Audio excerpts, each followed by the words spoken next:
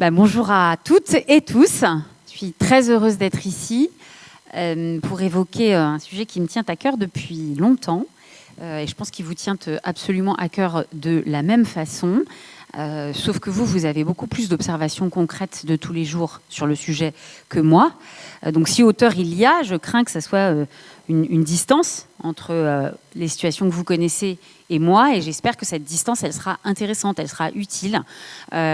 Parce que je ne suis pas sur le terrain comme vous l'êtes. Et que par conséquent, il y a toujours un énorme risque de déraper dans des petits nuages qu'on se fabrique à soi-même, super sympa, super utile pour soi-même, pour les autres pas, des masses. Je vais essayer de vous proposer quand même quelques petits cailloux sur un chemin. Quand militante de défense des droits depuis 25 ans, j'ai croisé, et je vais commencer par un petit vie ma vie, si vous voulez bien, 3 petites histoires personnelles. Parce que je pense que la maltraitance, c'est un sujet personnel. Un jour, une travailleuse sociale du Québec m'a dit, moi, ce que je vois comme efficacité pour lutter contre les maltraitances, c'est, et elle l'a dit en anglais, « It becomes a personal matter ». Ça devient une affaire personnelle. J'en fais une affaire personnelle. C'est pas j'en fais une affaire personnelle au sens il n'y a que moi qui peux m'en occuper. C'est que mon truc à moi. Justement, on va se parler de coopération, de passer le relais, de partager des observations, de compétences respectives.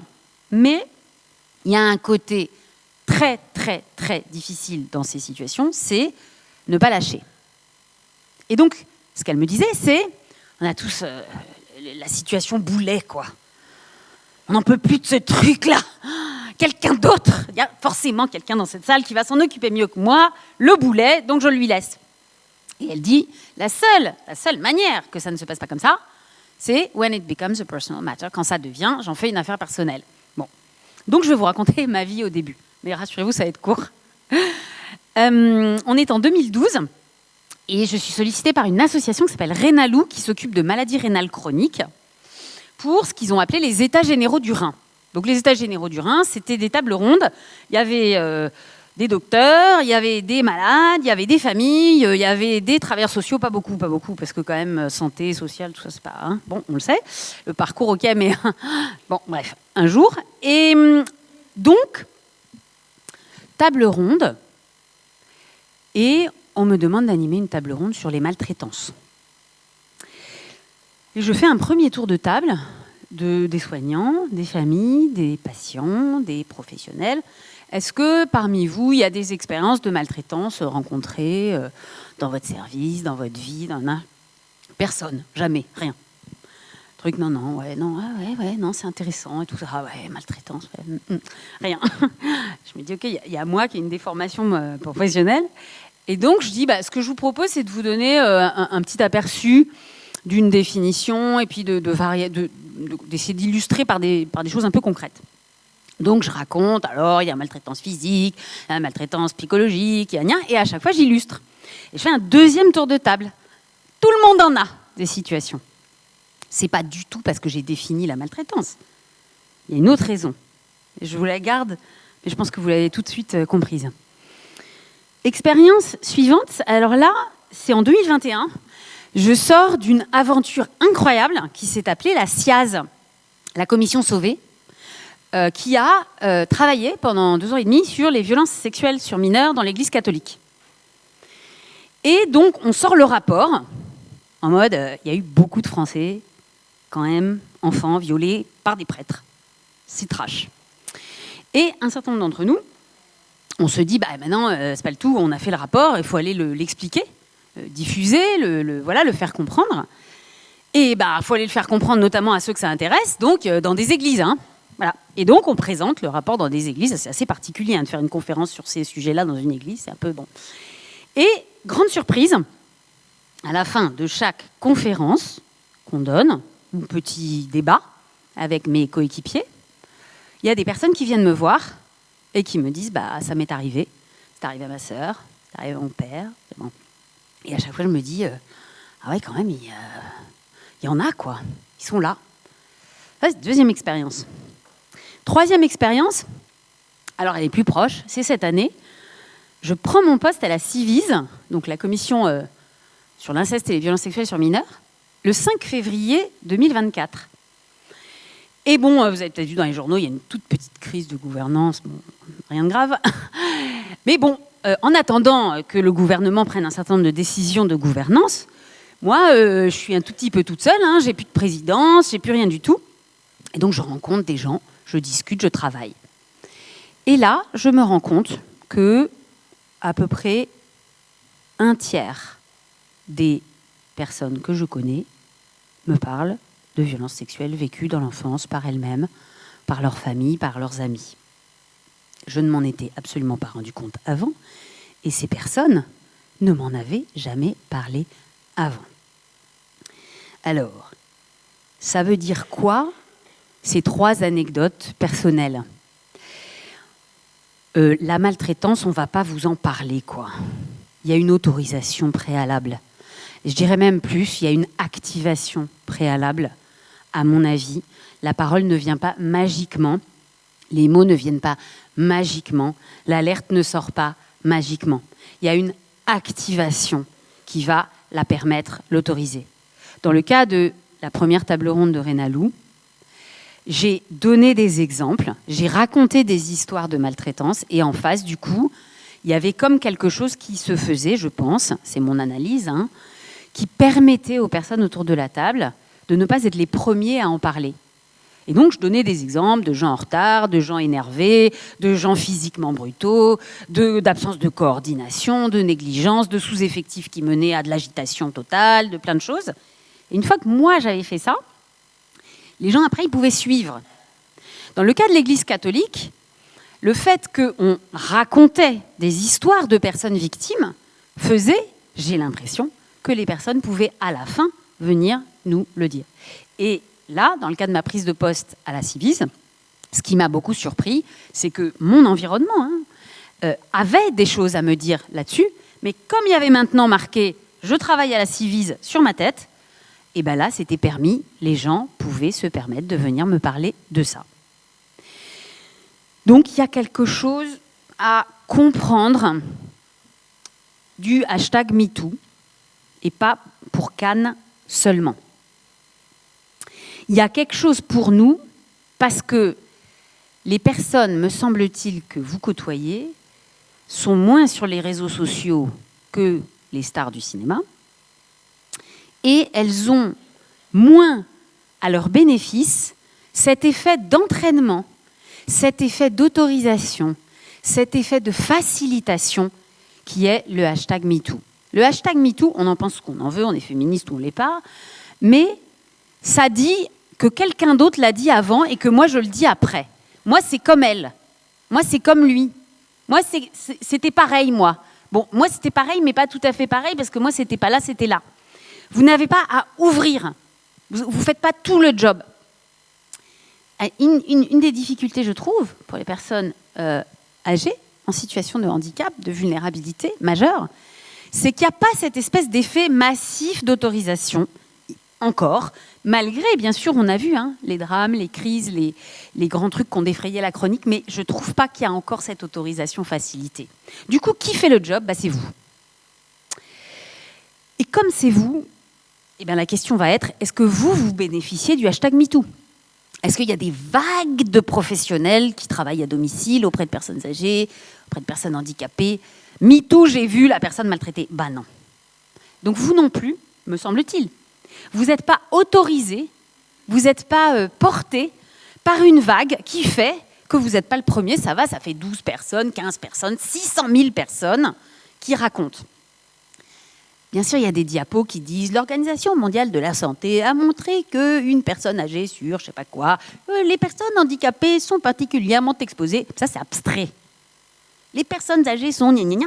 C'est pas ça qui va vous autoriser. C'est pas les chiffres qui autorisent. Ce qui autorise, c'est cet effet de quelqu'un parle et toi, tu te dis « Ouais, moi aussi, j'ai vu ça, c'est trash, quoi. Ah ouais, mais moi aussi. Puis moi, j'attends la police, elle vient pas. C'est saoulant, quoi. Ouais, et moi aussi, je l'ai attendu. Moi aussi, je l'ai attendu. Ah, moi, elle est venue. Ah là là, top. Etc., etc. L'effet d'autorisation sociale, je pense que cette journée, c'est un peu ça que c'est censé faire. On le sait qu'il y en a, que vous en avez vu, ou suspecté, ou vous vous êtes demandé. Bon, une fois qu'on s'est dit ça, c'est comment on va s'encourager tous, pas à avoir des idées fantastiques sur élucubrer, inventer, dramatiser, faire de la mélodramatisation de tout, mais quand même partir en disant, la question n'est pas est-ce qu'il y en a ? Ok, la question c'est il y en a, c'est sûr, on hésite tous, tout le temps à en parler. Comment on hésite un peu moins ? Parce qu'en fait, tous on en a vu, tous on en a traversé. Et en plus, tous on en a vécu, dites donc. Parce que nous aussi on est les experts de ça. Parce qu'à l'école, qu'est-ce qui s'est passé ? Parce qu'à l'hôpital, avec un proche, qu'est-ce qui s'est passé ? Parce qu'à domicile, tout seul, quand on était dans telle ou telle situation. Parce que quand on est d'accoucher juste après le premier bébé, qu'est-ce qui s'est passé ? Mais tous, on a été en situation de vulnérabilité, bien sûr. Donc, ce n'est pas seulement celle qu'on a vue, c'est celle qu'on a éprouvée, vécue. Une fois que j'ai dit ça, j'essaie de rentrer un peu dans le concret, parce qu'on ne va pas trop flotter non plus, on m'a demandé de parler de maltraitance et de vulnérabilité. Et je me suis posé la question, oui, mais vulnérabilité de qui, en fait ? Dans ce sujet qui est le mien en ce moment, en tout cas, où je m'intéresse un petit peu à ce sujet des violences sexuelles sur mineurs, je suis donc témoin, comme la société française, qui a vu Camille Kouchner ou Vanessa Springora ou ce que vous voulez, bon, on a assisté à des choses, et moi, je voudrais essayer de vous dire que peut-être cet exemple-là, hyper lointain, peut nous dire des choses sur ce que nous, on voit, on fait ou on ne fait pas. Dans ces situations vécues dans l'enfance, on a compris des personnes qui prennent la parole et qui écrivent des livres et qui font des films que les situations étaient sues, mais elles n'étaient pas parlées.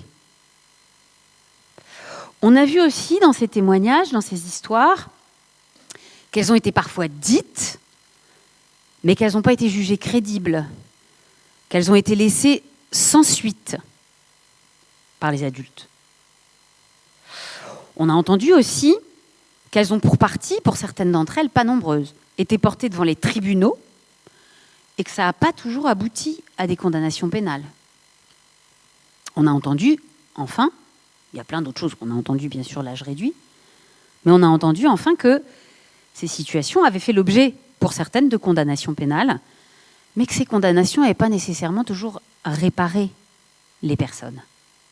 Il n'y a pas une coïncidence entre le processus judiciaire et le processus personnel de réparation. Je crois que ces 4 éléments, elles sont sues, mais elles ne sont pas dites. Elles sont parfois dites, mais elles sont laissées un petit peu sans suite. Elles sont parfois traitées, pas laissées sans suite, mais le tribunal ne condamne pas toujours. Et puis elles sont parfois condamnées, mais en fait, ça ne répare pas toujours. Ouais, ces 4 trucs, je me les suis notés comme peut-être des choses qui pouvaient nous aider, vous savez, avec notre vague de hashtag MeToo à nous, quoi. Il s'agit de vulnérabilités, je pense, qui sont enchâssées les unes dans les autres. Les personnes, bien sûr, mais bien sûr les familles aussi. On les appelle les aidants, pour aller vite, pour voir qu'on est en train de parler d'une personne qui est là, qui rend des services, qui accompagne aux toilettes, etc. Mais bon, donc les personnes, les aidants, mais les professionnels, alors eux, ils ne sont pas fragiles, alors ? Bon, et les systèmes administratifs, ils ne sont pas fragiles.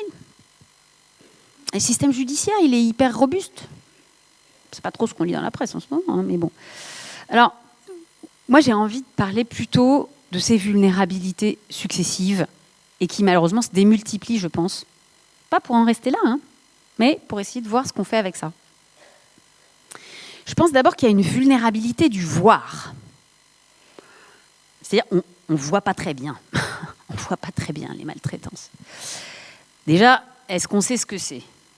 Il y a autant de définitions que de personnes, à mon avis, ici. Ça, c'est de la maltraitance. Bon, là, t'exagères. Non, mais ça, c'est maltraitant, ça. Je sais pas. Bon, ok, on a une définition dans la loi. Ça n'empêche à rien. Je peux vous dire qu'on y a bossé à cette définition. On s'est donné du temps pour qu'elle y existe. Cette définition dans la maltraitance, dans le Code de l'action sociale et des familles, elle facilite l'action publique. Sans ça, on ne peut pas construire une politique publique, donc on en a besoin. Mais par contre, elle ne vous épargne rien à vous sur le terrain. Cette définition, elle peut vous éclairer, j'espère quand même. Elle peut vous être utile, j'espère. Mais en réalité, elle ne va rien vous épargner du tout de est-ce qu'il y a de la maltraitance dans cette situation ou pas. La définition, elle ne déclenche pas un seuil. Elle ne déclenche pas une sensibilité. Elle ne déclenche pas une lucidité. C'est pas ça. Vulnérabilité du voir. Alors, je vous donne un petit exemple. Toujours un petit ma vie. Hein. Bon. Donc, on est autour du ministre des Solidarités à l'époque, qui s'appelle Jean-Christophe Combes. Bon, et moi, je l'aime bien, il m'a recruté, donc je vais vous dire du bien de lui, hein, forcément. Et donc, moi qui veux, comme tous les collaborateurs, que le ministre soit à fond sur mon sujet, j'ai proposé qu'on organise une petite table ronde. Donc, on organise un dîner. Il y a là 2 fédérations, donc une fédération d'intervention à domicile et une fédération plutôt du monde des EHPAD. Donc, voilà. Il y a également un représentant du ministère de l'Intérieur, et puis il y a la procureure de Paris, Laure Becquio, qui, je vous en parle parce qu'elle a véritablement un grand combat personnel de procureur sur le sujet des personnes âgées. Elle a décidé que la maltraitance des personnes âgées, ça allait être son grand combat de la fin de son exercice professionnel. Un de ses grands combats. Et les fédérations domicile EHPAD disent au ministre: Monsieur le ministre, il faut sûrement former. Il faut former parce que vous comprenez, voilà, quand on arrive sur le terrain, on ne sait pas, il faut former. Et au bout d'un moment, la procureure de Paris dit: écoutez, moi je suis un peu étonnée de ce que vous dites, je ne comprends pas très bien, parce que dans ce qui me remonte à moi au parquet, c'est des situations dans lesquelles les personnes sont dépouillées de leur argent depuis des mois, toutes leurs économies, sont rouées de coups, sont victimes de violences sexuelles. C'est parfaitement évident, avéré, c'est énorme. Donc, dit la procureure de Paris, ce que je constate, c'est que ça m'est remonté très tard et je ne vois pas très bien sur quoi vous voulez former, puisque ça se voit en fait. N'importe quelle personne qui verrait cette personne âgée, cette personne en situation de handicap, l'aurait vue. Et donc, elle leur dit, c'est ce que vous voulez dire, c'est être formé au courage. Bon, ça chahute autour du ministre, je peux vous dire, après il y a de l'ambiance, quoi. Bon. Donc, je ne vais pas vous raconter ce qu'ont répondu les fédérations, mais effectivement, après, un débat s'est engagé. Mais vous voyez bien que qu'est-ce qu'on voit? Et puis, on raconte une autre histoire.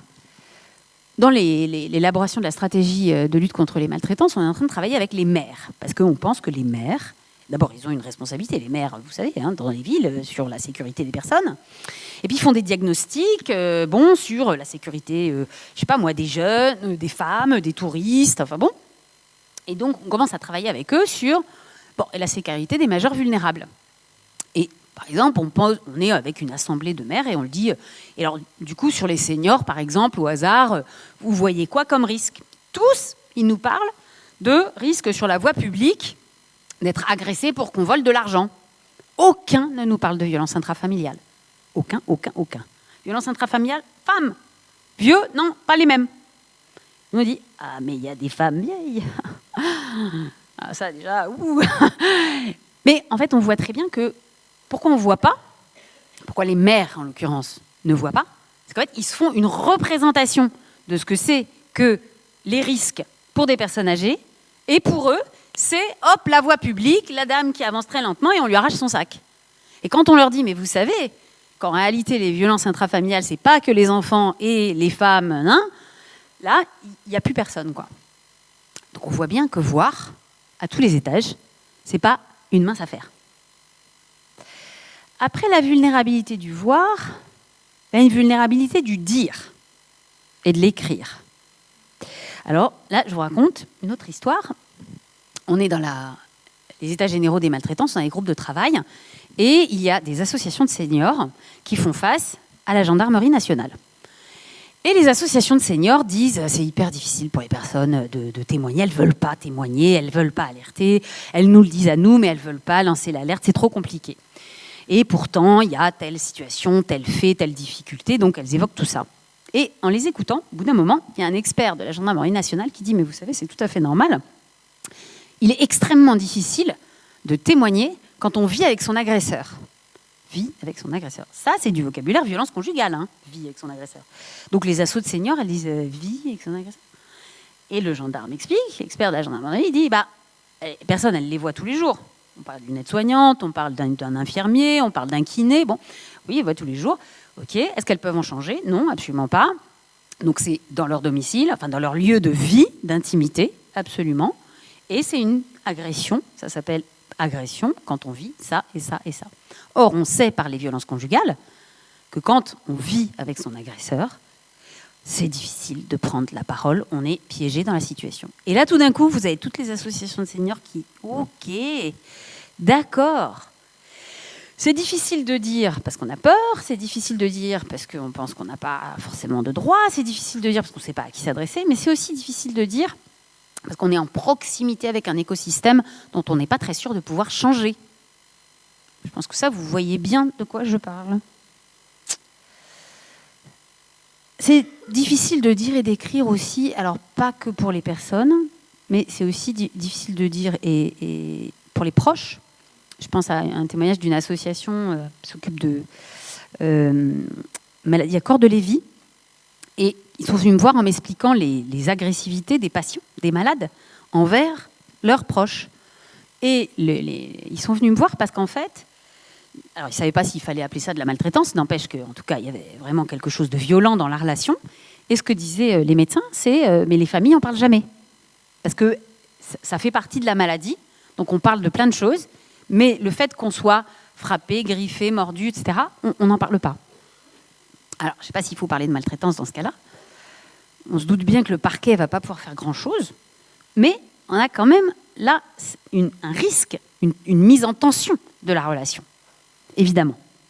Et puis, ce n'est pas facile à dire non plus pour nous tous professionnels, parce qu'on a une relation à l'autorité, chez les Français, pas top, on va se le dire. Les travailleurs sociaux détestent l'autorité. Les soignants sont circonspects, se demandent si vraiment le chef écoute, si la coordinatrice lit le cahier, si les collègues espionnent. C'est pas simple. On est peut-être jugés les uns les autres. L'autre, elle va penser que j'exagère. L'autre, elle va penser que je balance. L'autre, enfin, on a tous ces phénomènes-là. Hein. Et dans l'histoire, il faut une énorme confiance dans l'autorité pour déposer, pour dire et pour écrire. Il faut penser que l'autorité sera lucide, dans le discernement, juste, qu'elle lâchera pas l'affaire, mais qu'elle va en rediscuter avec nous. Enfin, c'est pas gagné. Et alors, a fortiori, l'autorité judiciaire, alors on envoie là-haut, puis alors c'est l'Olympe, on ne sait plus du tout ce qui se passe après. Hein. Donc, c'est pas facile, je pense, de dire et d'écrire les maltraitances à tous les niveaux et à tous les étages. Il y a une vulnérabilité du penser aussi. Parce que ça, on a bien compris que c'était des sujets pourris quand même. Hein. Et donc, on n'a pas envie de penser à ça, on n'a pas envie de traiter ça, on n'a pas envie de s'y mettre, c'est hyper compliqué, mais elle a dit ça, mais l'autre il a dit ça, mais on y est revenu, mais on lui a proposé ça, mais elle veut pas, mais on a aménagé, mais là non, mais oh là là là là, on n'en peut plus, là c'est épuisant. Il y a du coup, un évitement qui peut être, bon je laisse ça pour plus tard, mais il y a un autre évitement qui s'appelle l'euphémisation. L'euphémisation, la minimisation. C'est-à-dire que vous allez en fait tasser le truc, parce que comme vous ne savez pas trop le résoudre, vous dites que en ce moment ça ne va pas très bien dans le service. Ça veut dire que ça ne va pas très bien. Ah, il y a des cris, d'accord, ok. Mais vous allez dire, il y a un petit dysfonctionnement, c'est-à-dire dysfonctionnement. La collègue, elle est un peu fatiguée. Bon, et vous voyez ces phénomènes comme ça. Alors dans l'Église catholique, c'était Champion, eux, ils parlaient de prêtres qui ont des difficultés avec les enfants. En effet, la pédocriminalité, ça devient difficulté. Ok, on voit bien. Mais le truc, c'est que c'est pas que l'Église catholique, en fait. Nous tous, on produit du tassement, quoi. C'est trop dur, en fait. Et donc, c'est normal. Et donc, c'est à plusieurs qu'on est courageux. C'est à plusieurs qu'on se dit, ouais, mais là, en fait, ça va pas du tout, quoi. Sauf que comme on a vu juste avant que c'est pas facile de dire et pas facile d'écrire, ce courage collectif, c'est vrai qu'il est du coup un peu aléatoire, quoi. C'est pas non plus facile de penser tout ça parce que on a des grilles et des référentiels métiers qui font pas forcément la place de manière très fine, robuste à tout ça. Moi, une des grandes discussions que j'avais avec la Haute Autorité de Santé sur leurs outils qualité, j'avais constaté qu'à chaque fois que je parlais à la Haute Autorité de Santé de maltraitance, Parce que moi, de toute façon, je parle que de ça, donc bon. La haute autorité de santé me disait oui, mais alors attendez, parce que les soignants, oh là là, l'hôpital en ce moment, oh, les médecins, oh là là, mais les aides-soignants, oh là là, mais hein, bon, ok, non mais oui, ok. Et une approche massivement culpabilisée du sujet. Ça veut dire quoi, une approche massivement culpabilisée? Ça veut dire qu'à chaque fois, la HAS me renvoyait, ouais, mais enfin, n'insistons pas trop quand même. Allons-y doucement. Mais leur préoccupation, et je la partage en termes éthiques, c'est respecter les professionnels, être lucide sur les conditions de travail, avoir une approche systémique de ces sujets, pas commencer à taper sur le ceci, le cela, le monsieur du 3e étage, la dame de l'accueil. Non, enfin, on va regarder les choses de manière un peu systémique. Mais le problème, c'est que cette approche systémique est tellement importante, à certains moments, à force d'avoir peur de vous froisser, quoi, en gros. Hein. En fait, on a peur de vous vexer tout le temps. Donc on arrive, on dit, on va parler de bientraitance, si vous voulez, on va parler de qualité de vie, on va parler de vous tous fraternellement, ça va être génial et tout. Mais ça vous aide pas des masses, ni que vous êtes victime, vous, ni quand votre mère ou votre père est victime, ni quand vous assistez à une situation. L'euphémisation, la minimisation culpabilisée des référentiels, des outils. Il y a carrément des outils, je me souviens d'avoir, avec stupeur, discuté avec la CNSA sur l'outil APA, là, vous voyez, les évaluations et tout. Et alors, il y avait tous les risques d'agressivité, de déambulation, de troubles du comportement. La personne horrible, elle est là, ça va pas du tout et tout. Et ben, par contre, elle ne pouvait pas être victime de maltraitance, c'était pas dans la grille. Tu parles d'un évitement, quoi. Bon, donc, je pense qu'il y a un vrai truc autour de on n'ose pas vous en parler, quoi. On trouve que vous êtes un peu des petites choses fragiles parfois. Du coup, il ne faut pas vous bousculer. Mais vous êtes dedans quand même. Donc ça, c'est embêtant. Il y a une vulnérabilité du traiter ensemble les signaux. Parce que il y a des signaux, il y a des trucs, il y a des lettres, il y a des appels, il y a des événements indésirables, il y a des plaintes, il y a des réclamations, il y a des gens pas contents, il y a un peu de tout, quoi. J'appelle ça les signaux, comme ça fait un gros tout. Bon. Et ces signaux, c'est pas très très évident de les traiter tous ensemble, vu qu'on n'a pas les mêmes manières d'appeler les choses. Alors, quand on était petit, vous vous souvenez, on avait les patates. On faisait des patates pour faire des ensembles. Alors, il y a la patate événement indésirable, et puis il y a la patate violence. Puis il y a la patate violence sexiste et sexuelle, la patate violence conjugale, enfin bref. Donc chacun a ses... Puis là, il y a la patate code pénal, évidemment. Et la patate code de l'action sociale et des familles. Tout ça, ça se superpose pas. Ce qui fait qu'en fait, ça facilite pas, je pense, la discussion commune, parce que on n'utilise pas les mêmes grilles, les mêmes lunettes, et donc à des moments, on passe un peu son temps à parler de l'outil, à se demander si on parle de la même chose, avant de rentrer dans le cœur de la situation. C'est pas très évident. Pourtant, on a quand même fait du chemin, et donc j'ai envie quand même de partager avec vous un petit rayon pas de lune, de soleil, allez, carrément. En 2022, après 1 an et demi de conférence de consensus, par une petite commission de rien du tout, complètement sous les radars de tout, qui s'est occupée de ça, on a essayé de poser une définition commune de la maltraitance qui est rentrée dans le Code de l'action sociale et des familles, donc par la loi de protection des enfants, 2022. Et en 2024, 2 ans plus tard, c'est la loi d'avril 2024 et c'est l'article 13, il y a institué par la loi une coordination obligatoire sur chaque territoire concernant le traitement des signaux de maltraitance. C'était pas gagné d'avance, je vous dis que ça. Au début de mon arrivée en cabinet ministériel, à chaque fois que j'écrivais... Alors déjà, c'était pas dans la feuille de route du ministre, donc bon, si on le faisait, c'était un peu parce qu'on voulait, quoi. Bon, le ministre, il était à fond, mais bon, un ministre tout seul, puis vous savez, le ministre des Solidarités, c'est tout en bas, hein. En haut, il y en a d'autres, hein. Bon. Donc vous avez beau être avec un ministre, bon. Et puis, à chaque fois qu'on disait, on prépare des trucs sur la maltraitance, on nous répondait, ah oui, Orpea, inspection. Non, c'était pas ça dont on parlait. Du domicile aussi. Et puis, c'est pas que dans le privé lucratif, la maltraitance. Bon, hein, pas évident d'amener la nuance. Hein. Alors, déjà, ça, c'était pas simple. Deuxième chose qui était pas simple, c'est qu'à chaque fois qu'on renvoyait des propositions là-haut, ces sages du haut, ils nous barraient, mettaient bien traitance et ils nous renvoyaient le truc. Ça dégoûtait, quoi. Donc l'autorisation, en fait, de parler de ça, la politique publique, le fait de s'adosser sur une définition dans le Code de l'action sociale et des familles, le fait d'avoir des ministres qui étaient convaincus, le fait d'avoir des associations, le fait d'avoir vécu le Covid, le fait d'avoir vous, en fait, qui ne lâchez pas l'affaire, les énormes assemblées de travailleurs sociaux et de soignants qui disaient on voit ça, et on voit ça, et on voit ça, et on voit ça, et on n'a pas de solution, et on ne se voit pas, et donnez-nous des moyens, et donnez-nous des outils, et donnez-nous des formations. Ça a bougé les lignes. Et on a pu faire adopter cette loi de 2024. Cette loi de 2024 n'est rien sans les moyens qui vont avec, on va se le dire, et ces moyens ne viendront pas juste miraculeusement si on ne va pas les chercher. Il va falloir aller les chercher. Pourquoi il va falloir aller les chercher? Parce qu'on est convaincu que la maltraitance, ce n'est pas tout dans nos expériences personnelles et professionnelles, mais que ça n'est pas rien non plus. Et que ça mérite de l'attention, du travail, de la préparation, du temps, de la concertation, d'autant plus que c'est des sujets qui, quand même, sont assez casse-gueule. On peut parler de la vulnérabilité des réponses aux maltraitances. Les places d'urgence, par exemple, quand vous êtes une femme âgée victime de violences conjugales, la place d'urgence, c'est pas gagné-gagné. Hein. Elle est où, la place d'urgence? Aujourd'hui, c'est femmes victimes de violences, ça s'arrête à 50 ans.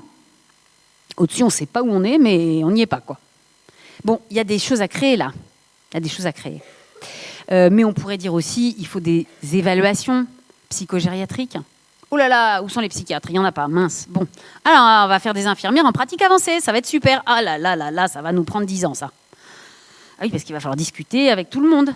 Alors tout prend du temps, et puis vous êtes dedans, et c'est tout de suite. Et alors quant aux personnes, alors elles ont... Moi, je me souviens de la conversation lunaire avec le cabinet du garde des Sceaux. Il y a une asso super péchue qui nous dit « Il y en a marre maintenant, les personnes âgées, elles ont des situations de maltraitance urgentes, il faut qu'on ait des saisines, toutes affaires cessantes, comme il y a pour les enfants. » Donc moi, avec mon petit paquet et tout, je renvoie genre 1553 mails pour enfin avoir une réponse du cabinet du garde des Sceaux, qui se dit, bon, cette agitée, il faut vraiment la calmer. Bon, alors qu'est-ce qu'elle veut? Et je dis, est-ce qu'on pourrait avoir une procédure accélérée? Ça serait super, comme il y a pour les enfants. C'est à fond, bon. Et le cabinet du garde des Sceaux me dit, non, mais c'est déjà prévu dès qu'il y a une violence intrafamiliale. Ah, ok. Pas de son, pas d'image. C'est difficile. C'est difficile de porter ce sujet, parce qu'à certains moments, les textes sont déjà là, mais les pratiques n'y sont pas. Ou les textes sont déjà là, mais les effectifs vont les effectifs qui sont disponibles, vous le savez, c'est des ressources rares, elles vont prioriser certaines choses qu'elles connaissent, certaines choses dont elles ont des petites ampoules allumées à l'intérieur, qu'il faut y aller assez vite, qu'il faut y aller ensemble, qu'il faut y aller comme ci, qu'il faut y aller comme ça. Et on n'est pas encore dans cette culture-là pour ce qui est des personnes majeures vulnérables. Il y a l'Orbecchio, bien sûr. Moi, je me souviens aussi d'une après-midi un peu avec un public comme ça à Orléans, avec le procureur d'Orléans, qui a dit « Non, mais ça suffit, on y va, vous allez nous aider, on va travailler ensemble, etc. » Mais ça, je ne dis pas que tous les procureurs ne sont pas comme ça. Je dis qu'en tout cas, on n'est pas encore dans la bascule culturelle, quoi. Je suis aussi très frappée dans le MeToo et dans ces sujets de maltraitance. On voit beaucoup les gendarmes et les policiers. On voit beaucoup les magistrats. Et on voit vachement peu vous. Or, en fait, qui les voit, ces situations? En fait, c'est vous, hein. Qui va dire au monsieur, monsieur, vous faites mal à votre femme là? En fait, vous lui faites mal. C'est vous. Est-ce que vous allez le lui dire? Oula, je ne sais pas. C'est pas simple, hein. Il lui fait mal, c'est clair, elle vous l'a dit, vous l'avez vu. Bon, parquet, il ne va pas arriver, les gendarmes non plus, parce que monsieur fait mal à madame à chaque fois qu'il la manipule. Mais vous le savez, vous êtes dedans. Comment on va vous aider à lui dire, monsieur, vous lui faites mal? Ou à ce que quelqu'un dise quelque chose? Parce que sinon, hop, on reboucle avec le silence, en fait. Elle a mal, monsieur lui fait mal, vous voyez que monsieur fait mal à madame, un dessous. Je suis frappée, donc, que vous apparaissez peu, alors que vous êtes quand même les fabricateurs de solutions numéro 1 au palmarès. Hein. Peut-être il y a quelque chose de la modestie, peut-être il y a quelque chose de la culpabilité, peut-être il y a quelque chose de l'énervement aussi, je ne sais pas, ou de la peur. J'en sais rien pourquoi vous êtes peu visible, mais je suis frappée de ça. On a quand même réussi dans tout cet incertain à créer des choses. Vous, plein de choses, je ne sais pas, c'est ce dont vous allez parler toute la journée, c'est certain. Mais dans la stratégie de lutte contre les maltraitances qui a été lancée par la ministre Fadila Khattabi en mars, il y a une expérimentation femmes à risque de maltraitance, en particulière vulnérabilité, qui est portée par la direction de la cohésion sociale, avec des porteurs de projets qui sont partis du constat que tous les projets pour les violences faites aux femmes qui aboutissent à faire déménager les femmes, pour un certain nombre de femmes, ça allait être assez compliqué. Et donc, qu'est-ce qu'on fait quand on ne peut pas faire déménager cette femme qui vit des violences conjugales? Déjà, ça dépend lesquelles. Évidemment, si c'est de l'épuisement, évidemment, si c'est de la relation délétère qui s'accentue avec la maladie de madame, tout ça, il va falloir inventer des instruments spécifiques. Et on a une expérimentation avec des porteurs de projets spécifiquement là-dessus. On a aussi un autre petit bijou dans cette stratégie dont j'aimerais vous parler, c'est l'outil Mémo de vie. L'outil Mémo de vie, c'est quoi? C'est un outil qui a été inventé pour les violences conjugales. C'est notre chance, c'est qu'on hérite quand même de cette culture collective. Et les travailleurs sociaux disaient quoi sur les violences conjugales? Madame hésite à partir. Madame dit que non, il a changé d'avis. Madame dit qu'en fait, non, mais là, c'était ce soir-là, mais en fait, non. Mais non, mais là, c'était parce qu'il s'était engueulé avec son chef. Là, c'est parce qu'il avait pris l'apéro un peu, beaucoup, etc. Et les travailleurs sociaux ont dit, en fait, il faut une traçabilité. Comme ça, la dame, elle met sur un petit journal de bord. Et comme ça, nous, accompagnateurs, soignants, professionnels du travail social, de la magistrature, policiers, on a le petit carnet et on dit, vous voyez, madame, ça fait 6 fois l'apéritif pour une fois. En fait, ça fait 6 fois. Ça facilite quoi? La conscientisation que c'est chronique et qu'on peut s'en sortir. C'est le deuxième petit bijou de ça. Il y a des tas de trucs que je pourrais vous raconter de cette stratégie, mais je n'ai pas le temps. Je voudrais finir sur vous. Première chose, c'est est-ce que vous allez bien? Ça va? Parce qu'en fait, c'est sur vous qu'on compte, quoi. On va se le dire quand même. Quand vous n'allez pas bien, dites-le. Et quand vous pensez que vous irez pas mieux dans votre métier, partez. Non, mais ça, c'est important. Faut pas être... Je pense que ça, faut se le dire. Et maintenant, une fois qu'on a fait ce préalable,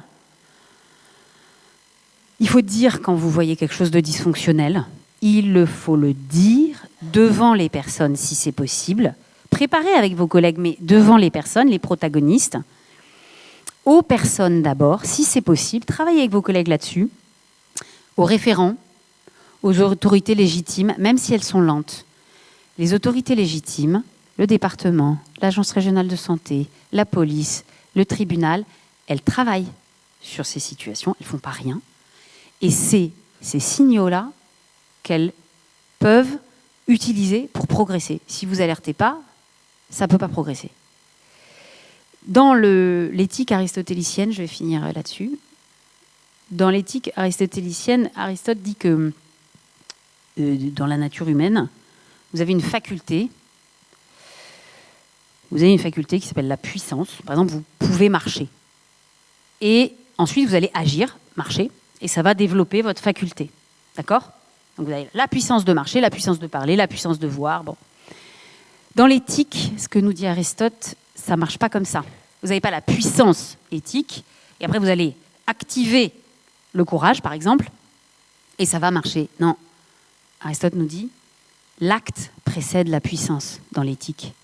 Dans la vertu, dans le courage, dans la sagesse, dans le discernement, dans la coopération, agissez le courage, agissez la coopération, agissez le discernement, et ça va développer votre éthique. C'est l'inverse. Donc, on passe à l'acte. Merci beaucoup.